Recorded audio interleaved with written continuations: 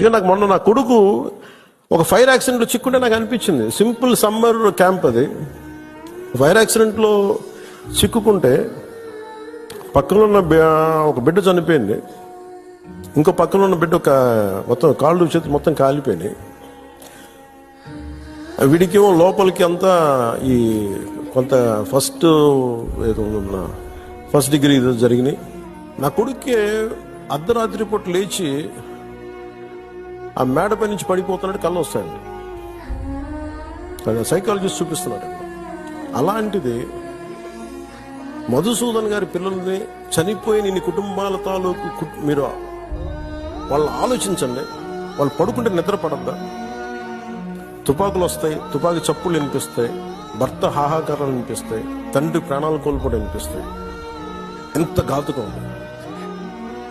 ఒకటి చనిపోవడం, ప్రాణాలు కోల్పోవడం ఒకటైతే మానసికంగా దాన్ని తేరుకొని బయటికి రావడం చాలా చాలా కష్టం.